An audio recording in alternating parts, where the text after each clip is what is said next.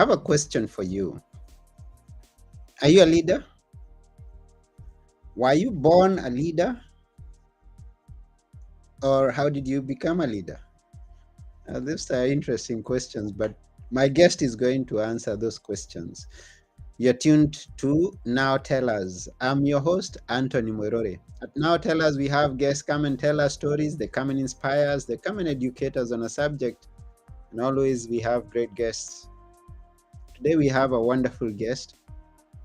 His name is Kevin Gazzara. Notifications are coming because I know you're tuning in. And if you have any questions, please send them. If you have any comment to make about our podcast, we love feedback. So please give us feedback. Subscribe to our channels, all the channels that you know we are on: Facebook, YouTube, LinkedIn, and we will appreciate that. Send this to all your friends whom you think are leaders or whom you would want to become leaders, because whatever it is that we are going to share here, whatever Dr. Kevin Gazzara is our guest, whatever he's going to share with us here is very important. So stay tuned to the end. Once again, before we go, my name is Anthony Mwerore. I'm your host, and I am a motivational speaker and author of Be Good for Good and the Achieve Your Dream Workbook. You can get those on Amazon. So here we go. Join me as we go to meet our guest today, Dr. Kevin. Let's go.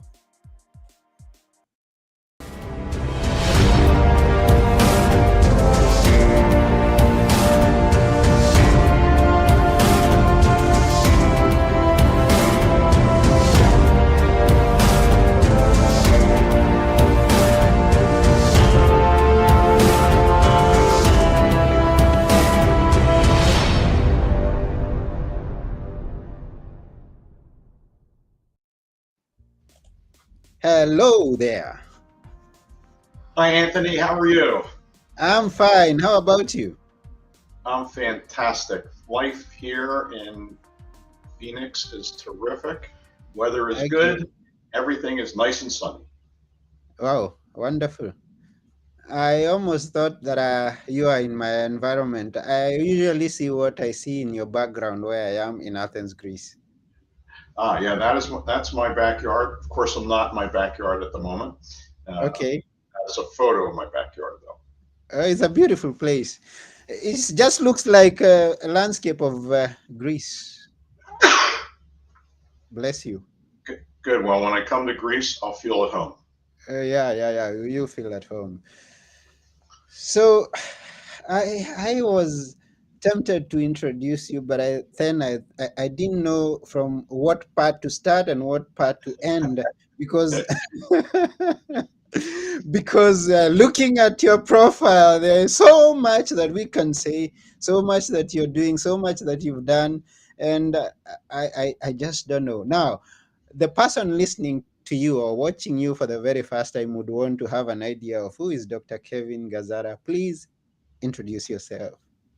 Sure. Well, in keeping the customer in mind, right, which is all what great leaders do, let me tell you the things that would be important to them listening. I've spent and I'll do it in reverse order. So I've spent my last 17 years.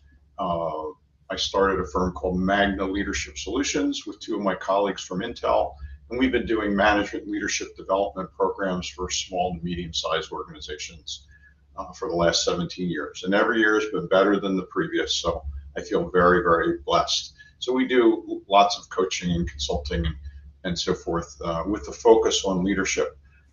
Prior to that, I spent 18 years at Intel. Intel is a fantastic place, wonderful managers, fantastic leaders, a true learning organization. And the last 10 years that I was there, I had spent managing Intel's management and leadership development, what they call residential programs, 1-week programs for first and midline managers around the world. And we used to do 2,500 managers and leaders in 10 different countries every year. And when I left Intel and I retired from Intel in 2007, to start up my firm. We had just finished training our 40,000th leader, so it got pretty busy. Just prior to that, I worked for a company called De Laval, which ultimately was bought by Siemens. Spent 10 years in heavy equipment, but most of my leadership training and development happened at Intel. Prior to that, my background's in commerce and engineering. I did my MBA, and then I did all my doctoral work that I finished about a little over 20 years ago in organizational leadership. Right? So that's what my doctorate is in. Fortunately, I've been able to help small to medium-sized organizations, but in addition to that, I've been a professor at 6 different universities since 1996. Although when the pandemic hit, I decided, hey, I need to get my life a little bit more structured. So I'm down to one university now. I kind of left all the other universities, uh, over the last 2.5 years or so. So just teaching at Drexel University in Philadelphia in their engineering management program, their master's program. So that's me. Wow, wow. And I'm glad that you sieved it down to what we are discussing on the day because, yeah, we couldn't exhaust them. Sounds like it's windy where you are. Or what is it with the microphone? Oh, might be. Hold on. Let me see if the heater just kicked on. Okay,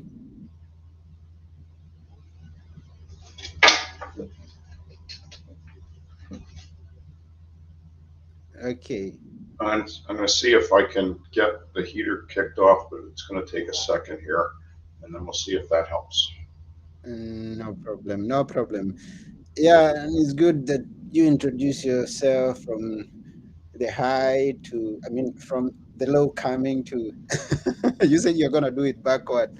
It's like you're saying 9, 8, 7, 6, 5, 4, 3, 2, 1. Did it turn off? No. But we are hearing you anyway. We are hearing you. All right. Well, I'm trying to get, since it's downstairs. I'm trying to get my Alexa to come on. I have that unplugged so that it wouldn't disturb me. Uh, and it looks like it's on. Hold on, Alexa. Alexa, turn heat to 70. The heat set to 70. All right, that should fix that in about 30 seconds, but we'll see. Okay, we'll see. And I think we are okay. Let's keep going anyway because we are hearing you, only that we are hearing some. Now, it's good that you brought in Alexas because we are going to be touching on technology at some point. But before we go there, please remind me that we come back to Alexa and what it is going on all around the world with AI and the effect that it has on leadership. We're going to find that. But before we go there, uh, I would like us to now. I won't start from where you ended.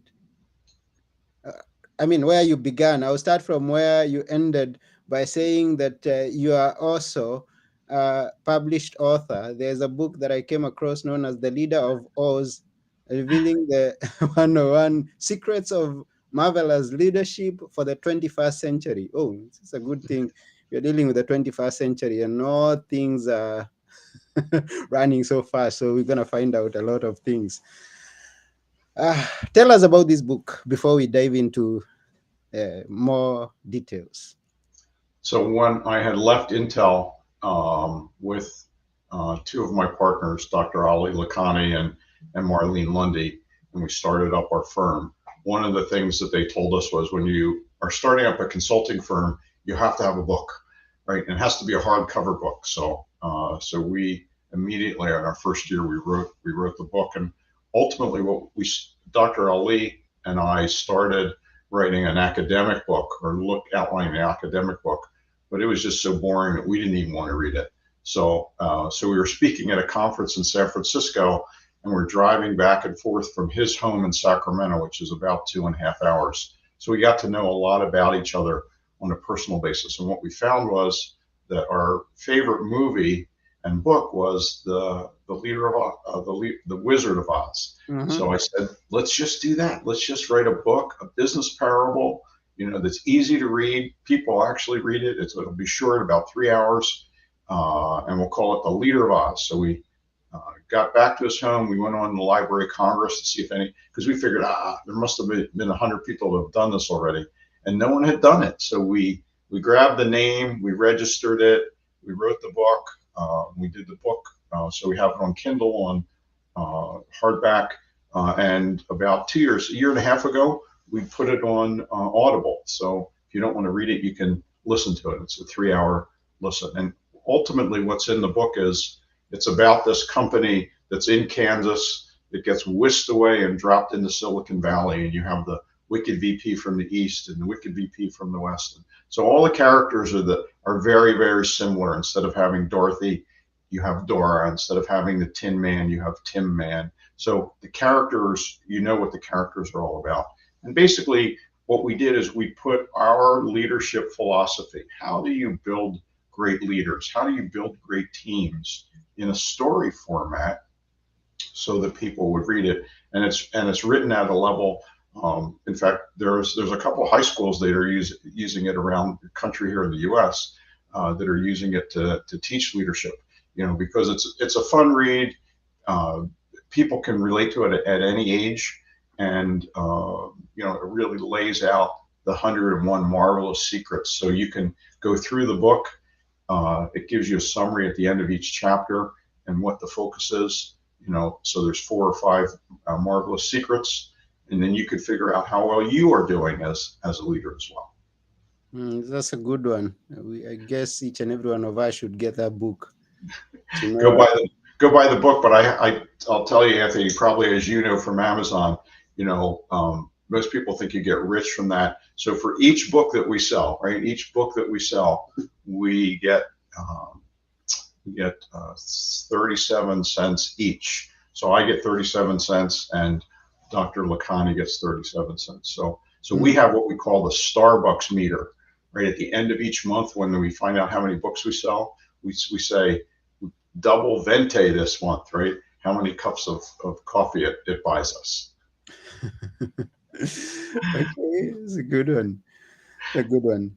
Now, I happen to look at some of the chapters, so maybe we'll touch on that. And chapter number 1 talks about there is no place like home.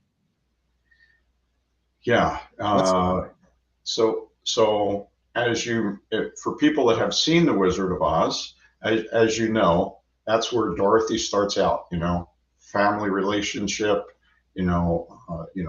Good friends, all the people she works with on the farm, right? And it's really about if you really look at great leaders, they build relationships, and probably some of the best leaders have come from environments where they've seen that over and over and over again. Very much like Dorothy or Dora in our story is, it's having that family structure there, having good friends, having people that are supportive of you is so important in order to build a good team. And then obviously as she gets to Oz, the people at home really are kind of the characters in the story as well. Okay, yeah.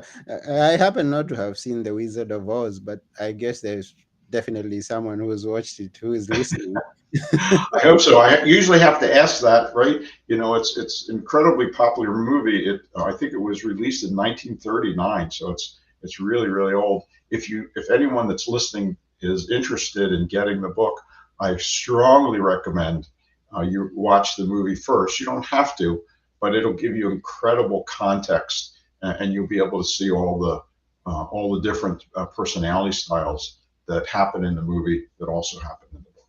But I guess there was a remake sometimes in the 2000s. I think what they did is they did The Wiz, and I think it was a takeoff. Well, and they did. If you follow plays, right, theater, right, they did Wicked, right.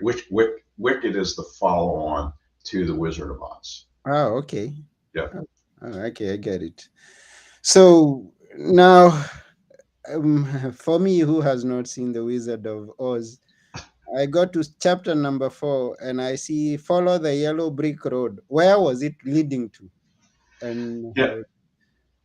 Well, following the yellow brick road, coming out of Intel, as a manager and a leader at Intel and teaching management and leadership at Intel, the value of planning, of kind of laying out the road rather than just taking off, right, and just doing the best you can, working as hard as you can, was so important to being successful. So as a leader, it was my responsibility to work with the different teams that I manage to make sure that I establish kind of the yellow brick road.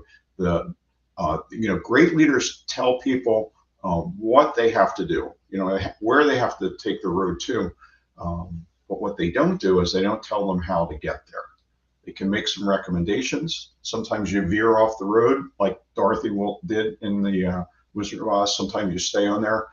But it's so important for you as a leader to be able to provide a sense of direction, a compass of where people are going, rather than just having them coming in and working hard. And one of the things that we teach in our Leading Forward Academy, which is a 6-month leadership program, is the importance of aligning the work that everyone does within an organization to the company's vision, mission, and values. People need to know the why, right? Many people have probably read Simon Sinek's books, right? Start with Why. Great book if you haven't read it. And it's really understanding the why rather than, your responsibility is to come in and do designs from 8 to 5 and then get out, right? And do it as fast as you can with as little resources as possible. What we really want, what you really should be doing is you should be telling them what to do and giving them the opportunity to kind of do it in the way that works best for them, as long as they're meeting the expectations. They're hitting the what we call quantity, quality, and pace. They're getting the right amount out. It's with a certain degree of quality, and it's still being delivered at a pace that's required to be successful. Okay. We have people now. These are leaders. There's somewhere where we started. There's no place like home. They grow and they have some ideas of what it is to be a leader. They are shown the way. They are given ideas, and then they come into an organization, like we say, and they find leaders who are telling them where to go but not how to. I think that's how you said it. Yes, right. You're Where going to hold them accountable for what they have to do. what they have Uh, to do. yeah. So how coming back to our main topic, tell us how a person comes from home, comes into organization, and comes to be a great leader, because they are not born, they are made. They are, right. And I think there are certain people that may have been given some additional foundation. There are certain people that I think are naturally have good leadership traits, and then they make them even better, right? So they work on them. Ultimately, I found that pretty much everyone can be a leader. The one of the key things, at a very high level is, management is really about managing things, and leadership is about leading people, right? So it's about relationships, right? And if you're really good at developing relationships, then you're going to be a good leader. If you're terrible at developing relationships, but you're a good executor, then you're going to be a good manager. And if you could find that individual, and I was fortunate enough, and I tell people, in my 18 years at Intel, I had 10 amazing, or I had 10 managers, and of that, 8 of those were amazing leaders. And then I had 2 other managers that I just learned so much from of things not to do. So you can learn from the bad managers as well as the good ones. But was very fortunate that most of my managers were really great leaders, and they focused on relationship. And I think the key, Anthony, is that relationships don't mean that you have to give everything to the people of what they want. It's your job to give them what they need and what the organization needs, and align it in such a way that you can tap into their passions, that their skills, that their strengths. And if you can tap into that and place them into into a position that utilizes that rather than just their skills, right? There's going to be certain people that have certain passions in areas. They may not be as efficient, but what they're going to find is they're going to find out that they are highly motivated there. So that's the other thing a great leader does. And what I tried to do when I was at Intel is to really listen to the people, listen to the kind of things that get them excited. Try to give them the more stuff that gets them excited and less stuff that they can do that might be able to do really well. But it just doesn't doesn't have them wanting to come back for more. So, and I'll tell you one other thing that I had done as a manager and as a leader at Intel that I think might be useful to the audience. When I had a new person come into my organization, whether they were hired from the inside as a transfer or they came from the outside, and it could be at any age or any level, right? I told them two things. I said the first thing is, even if you're an individual contributor, I want you to come in and I want you to put your leadership hat on. You may not have a title of a manager or leader, but I want you to think in a leadership way. And what that means is I want you to think longer term. I want you to think about not only what's good for you is good for the team. I want you to ask the hard questions. I want you to be respectful. And if you can do that, that's going to set you up for success in the future. So that was the first thing is you need to keep your leadership hat on, regardless if you have the title or not.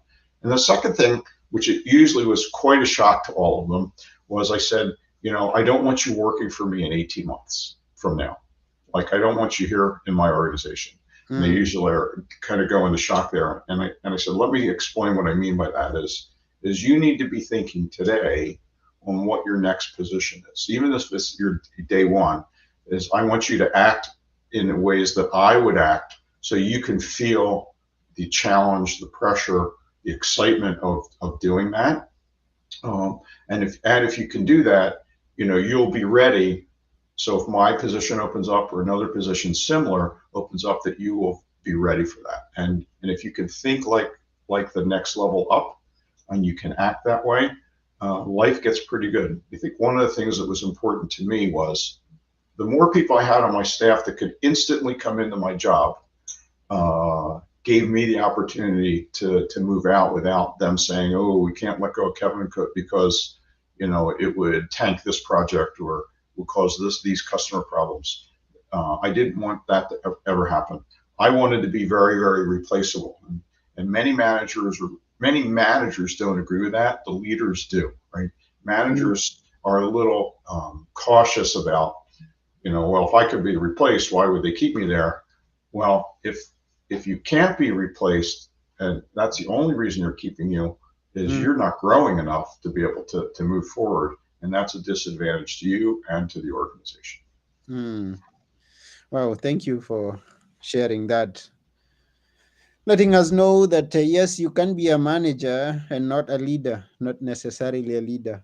And the goal should be, in my opinion, should be a leader. Whether if you are a manager, then for you to, because it's all around.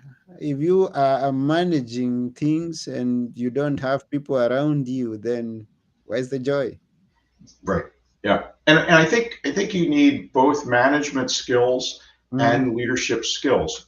Yeah. The best managers really act in leadership positions. The best leaders either make sure things are well managed, or what I found, and particularly at Intel, was that many of the great leaders recognized they didn't want to be managers and that was not their skill. So what they would do is they would make sure the people on their staff were doing the management things, keeping designs on task and getting the right resources. And they were managing all of the tasks. And that allowed them to do more of the leadership elements. Okay.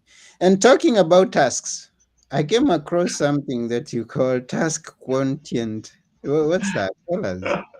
Yeah. So what I had done when I was at Intel and when I was working on my doctorate while I was there, I came up with this concept called the task quotient. And what I found was, as I was managing different teams and different people, what I was finding out was, first of all, I had to get a research topic, to present to my chair to do the dissertation. And what I noticed was, I noticed this pattern of managing teams over 20 years or so. You look at person A, or look at the first person. You have particularly if you're doing project management, you have project managers or designers or whatever. Pretty much you have a team of people doing very similar, if not the same things. And the team that I had all had very similar personalities. I would go to the first person, and they would say, "Hey, I like working on A and B, but I really hate C." The different task types. I walked to the next person who was almost a clone of the first person, and they would say, "Well, I hate working on B and C, but I really like A." And the next person would say, "Hey, I like working on A and C, but I don't like working on B." And I'm thinking, they're all very similar personalities. They have very similar drivers, education. Like, what is going on here? Why is that? And that was the thing that was my hypothesis, that we had a different. Each of us has a different task mixture. And there's three types of tasks that we all do. And what I found is if you as a leader can create the environment for the individual to kind of get in this concept of flow, which is kind of being in the zone, through balancing skills and challenge, and you give them the right balance of tasks, right? So the first type of task that we all do is routine tasks, right? So doing email, deleting 10 spam emails, whatever. That's a routine type of task. The second type of task that we all do is troubleshooting or problem solving. Things that are unexpected. They're unexpected, and they have to be done in the moment, right? The computer goes wrong, goes a little haywire. The heater kicks on, and you have to react instantaneously, right? So that's a troubleshooting task. And then the third type of task that we do is project tasks. And project tasks are much longer term. They're more strategic. You have a plan. You have a yellow brick road to get there. It takes a much longer time. But usually the degree of satisfaction of completing those is significantly higher than just getting the 10 emails done. And there's actually 496 different mixtures of tasks that we all have. And for my dissertation, working with the author of the book on flow, if you haven't read that book, amazing book, life-changing. It's about creating the optimal environment, by the guy by the name of Csikszentmihalyi, who I was fortunate enough to have on my committee to help me develop the task quotient tool. There's actually an assessment. Once you know your mix, and my mix at a very high level is about 50% of my day I like working on project work. So doing design, doing development, new courses, research, those kind of things. 30% of my time I like solving problems, things that don't work, right? Computers, I just finished my new website, and I had to deal with lots of code problems. So dealing with that's the troubleshooting. And then there's routine things I have to get done in order to keep the business running, and so forth. So I have 50% preference for project, 30% preference for troubleshooting. I can tolerate about 20% routine work. And a lot of the other routine work I try to outsource or give to other people on the staff. So if you can do that, what you can find, and we each also have a different cadence, that I can usually last in a project deep focus for about 2 hours. And I need to switch to something else. When your brain gives you that little red flag that says, "Oh, I want to go grab something to drink, or get something to eat, or go get some email, or make a phone call, or jump on the web and surf the web," that's an indication you need to do a different task type. And the tendency that I found is, unless you know your balance, the thing is you may do different tasks, but you may go from project to project to project, or you might go from routine to routine to routine. At the end of the day, you feel like I had a nice variety, but I didn't have any good mixture there. So we're going to give the people that stay on the podcast here a free assessment. Is that okay?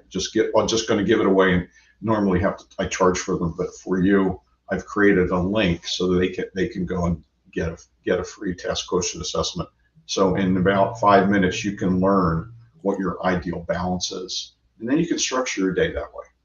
That's very kind of you. So the link is there to someone that could be interested to go and get the Ah, gift. you already got the gift there. Thank you. Yeah, Yep. it's there, and someone can just click on the link or just right there. It's magnaleader.co. .co/gift. Am I And missing it? the, yeah, no, it's magnaleader.co, not com, .co/gift. And the key is you have to have gift in all caps or you won't be able to get access it. Just And as then, it, just as it is written. yes, right. And for people that are just listening, now they know how to do that. Yeah, So they know how to go about that. Yeah, because we have people who are listening. Yeah, you for everyone who's new here, you can find this podcast on all the platforms that you want to listen to, or you watch. If you want to watch it, go to YouTube at Now Tell Us, or the website at www.nowtellus.com. So there are many ways of consuming whatever it is that we are sharing with you. Once again, go get the gift. The link is there, and it's also on the screen, magnaleader.co.gift.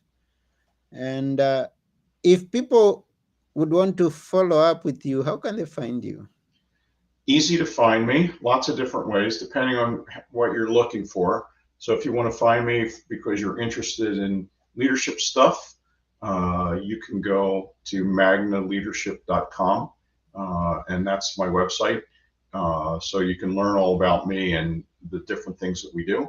Lots of good resources, free resources there.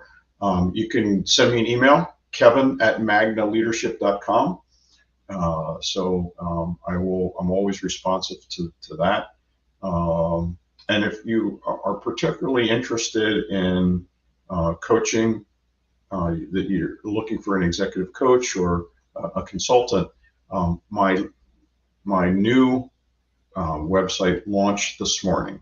So this group will be the very first to see it. So if you go to Coach Sultants, like coaching and consulting together, coachsultants.com, you'll be able to get a hold of me and you'll be able to learn about our signature programs that I do to work with different levels of leaders, all the way from individual contributors through CEOs.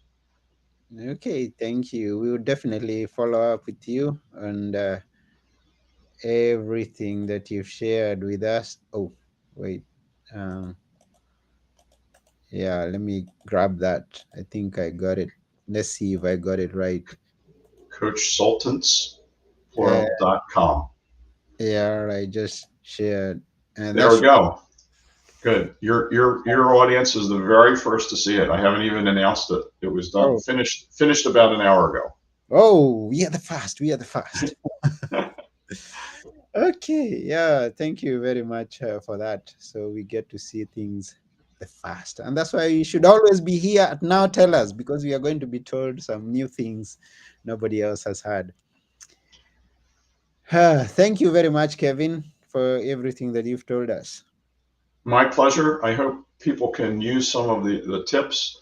Uh, and the other thing is follow us. If you look at our site, the one thing I do is I post articles and useful information. Promise no spamming. We don't do spamming. You can follow me on LinkedIn. You can follow me on Twitter or X now, or you can follow me our business page, the Magna Leadership page on Facebook or YouTube. We have lots and lots of different channels. And every morning, the first thing I do is I do my research. I go through about 24 articles. I pick the ones that would be useful, and I add some comments, and I post those every morning.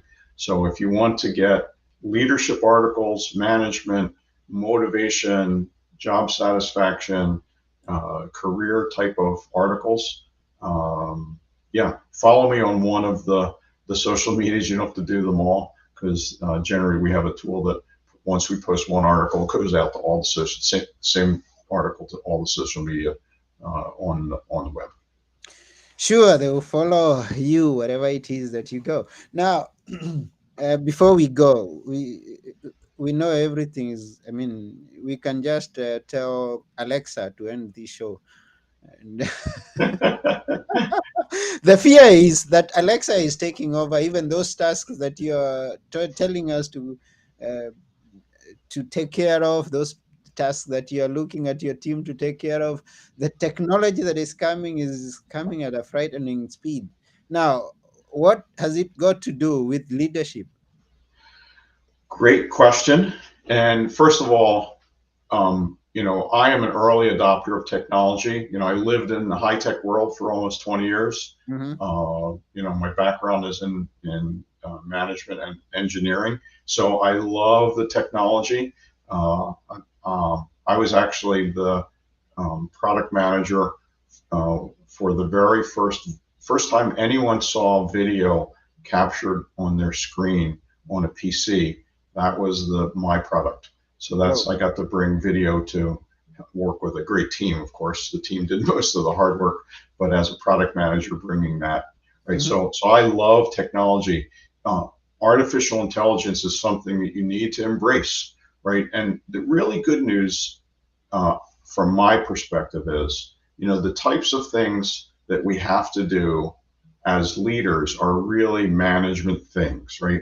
Artificial intelligence is amazing at helping us, order things, uh, uh, to create lists, to create a process, to do evaluations. That's all management stuff. And my philosophy is that if I can get artificial intelligence to help me do the management stuff, that offers up a whole lot of opportunity for me to do the leadership stuff, because artificial intelligence is never going to, once again, my perspective, is never going to develop the relationships that are so important. And if this will force managers to spend more time on relationships than just on faster, better, cheaper for the tasks, I think the world's going to be a better place. The challenge is not everyone's good at that, and if you're not good at that, getting better at it is usually a chore. Okay, okay. So isn't it going to take all our jobs? I think what they're going to do, very much kind of what we saw with a lot of the offshoring, right? Is I think what's going to happen is a lot of you know, a lot of the less skilled jobs, not unskilled, but less skilled jobs, things that you can create a roadmap of how to get things done. It's very, very rote, just like if you're doing a call center or something. Those are going to go away, and I think artificial intelligence is going to make those jobs go away. So I think the question I would ask anyone listening is, have you spent enough time building yourself as a brand? What do you have that's unique? What I call your sustainable competitive advantage, your SCA. I did a podcast on that many years ago for Drexel University on creating your sustainable competitive advantage. If you're not investing yourself as a product, and creating that value, like for myself, I'm hopefully can offer the technical side, I can offer the leadership side, I can bring 30 years of experience in there. I've done a ton of certifications. I've got lots of examples. I've created my own tools. All of those things are really part of my brand. And you can't get that from artificial intelligence.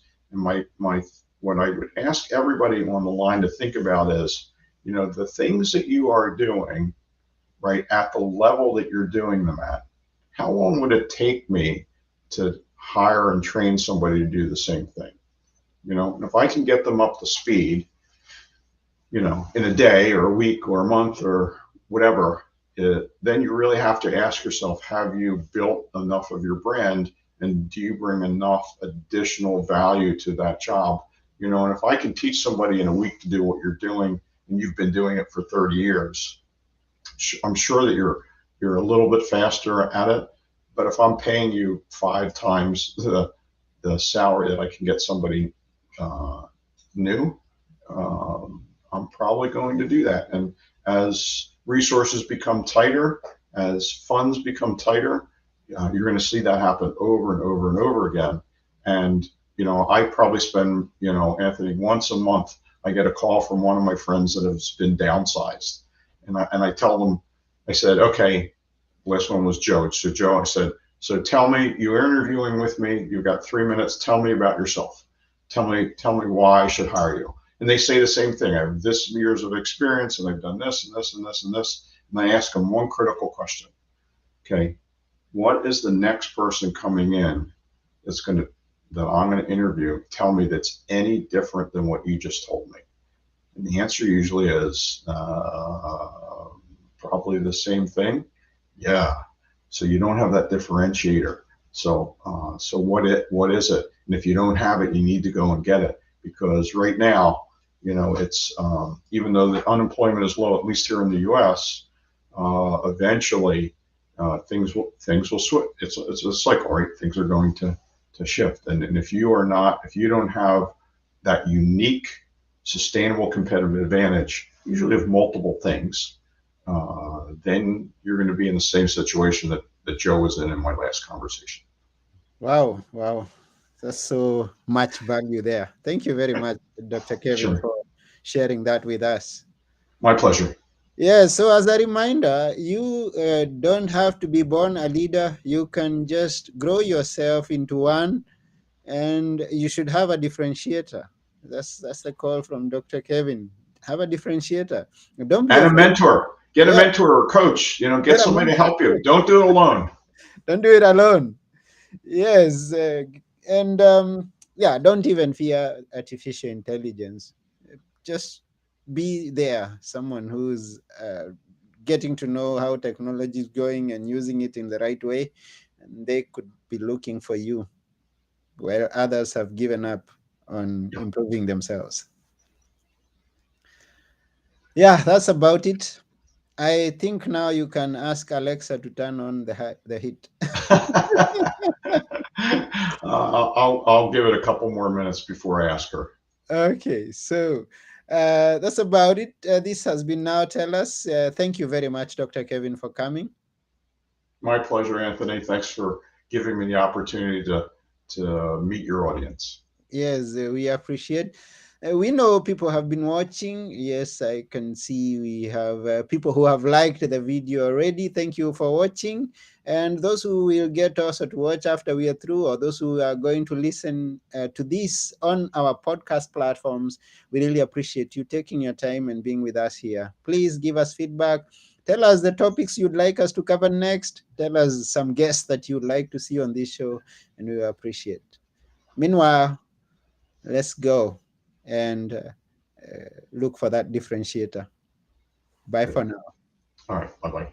Yes. Bye.